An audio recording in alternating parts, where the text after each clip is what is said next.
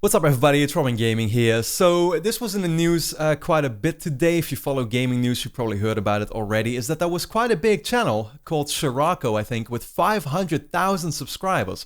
He normally just uploads random gameplay clips. One of them this time was called Red Dead Redemption 2, Annoying Feminist Gets Fed to an Alligator.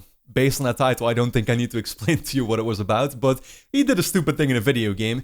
The result, however, was that his channel got banned from YouTube for a while.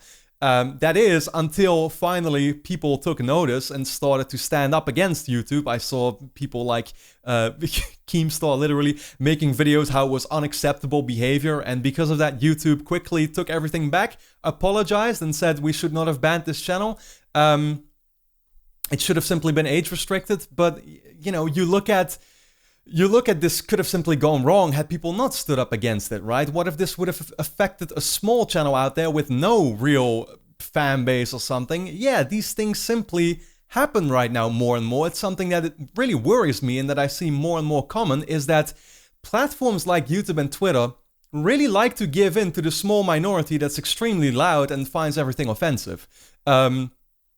A very sad thing, because it means certain content is simply not allowed anymore based on nothing. Like, there is no real reason to tell whether your content is allowed or not, even though it doesn't break any rules. It purely depends on, well, how many people are offended by it? Oh, based on that, we will take it down. You know, it's sad to see, especially because, and this is the most ridiculous case I may have seen yet, because this is actually a video game. This is simply something you can do in it, right? And it's not just feminists that you can feed to an alligator. You can do it to any person for that matter. And I'm sure there's videos about that up on YouTube that never received any consequence for it.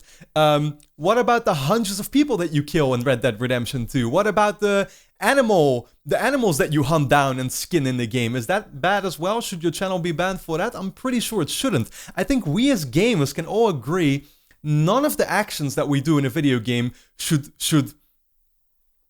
you know, permit for us to get our channels banned before uploading it. In fact, I think about 8 years ago, the original Red Dead Redemption, not only were there a bunch of videos up there about people who were like hog-tying hookers and putting them on train tracks and watching as trains would like ride over them. Not only that, Rockstar awarded you for doing it with a trophy. That's the times we were at back then. Nobody got offended over this type of stuff. Just because it happens to a feminist now, you'll hear the feminists get upset about it. Whereas if you do it to any other person out there, nobody complains about it. You know why? Because we all aren't that much offended about stuff all the time. That's the big difference. Now, the first thing that you'll find these people to talk about is to say, well, freedom of speech, and therefore, I guess, freedom to upload content on a platform, you know, means that there can be consequences, right? And you are completely right. Freedom of speech does come at the cost of consequences as well. For example, if somebody in real life tells me, Robin, I find you an asshole, that's cool, you're allowed to, you know, feel that way.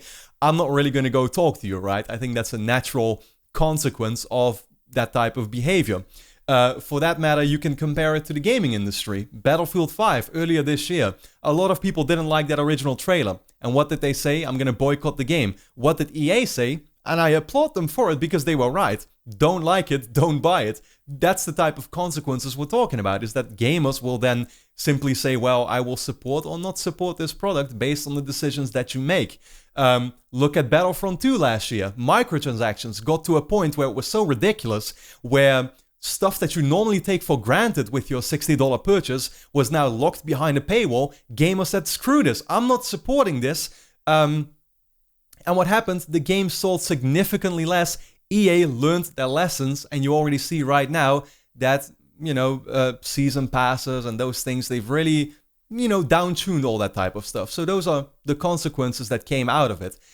There's a big difference, however, between consequences coming from the platform holders and the government, for that matter, the type of institutions, I guess, that make it possible for you to have the freedom to create what you want or to say what you want, compared to society, or therefore gamers, that will support what you do or not. There's a big difference between that, because none of us are saying, oh, Battlefield 5 can't exist, it should be banned off of PlayStation Network or whatever. We're simply saying we're not going to support it, we're not going to buy it. That's the true difference between the two, right?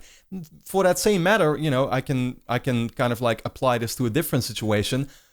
many gamers cheered, and I think not rightfully so, when certain governments, for example here in the Netherlands, were going after games with particular microtransaction policies. They were saying, yeah, screw those games, get them banned or whatever. I don't think that's the right call. You didn't hear me cheering for it. You know why? Because this is a slippery slope. The moment that you have a platform like YouTube or Twitter banning you for doing certain things that might offend people or that they might not like, same thing with the government banning games for having certain microtransaction policies that you don't like or whatever, right? That can always go a step further. What's next? You know, next up the government is going to start banning games for being too violent. You don't want that to happen, do you? Nobody does. No gamer would rightfully want that to happen. And when we're talking about this video game footage, again, video games in itself are already in a way quite offensive to some people out there because you can kill any person you want in a game. Like I said, you can skin animals or whatever in Red Dead Redemption. This doesn't just apply to Red Dead, it applies literally to Fortnite, games that kids play, because you still can kill people in it, right? That's like almost the core of literally every game out there is shooting. These actions do not reflect real life. Just because we can do this stuff in a video game does not mean we would want to do it in real life. You know, I might despise feminists in real life, which I do. Not the ones in Red Dead Redemption, because back then I feel feminists actually had stuff to complain about. Nowadays it's more, you know, to get power and to be in control and to tell people what they can and can't do, which is quite annoying. But still, just because I would like to feed a feminist maybe in Red Dead Redemption to an alligator, I can make the pledge right now. I'll never do it in real life, trust me. I'll treat them always still with respect as much as I can. I certainly won't break any laws.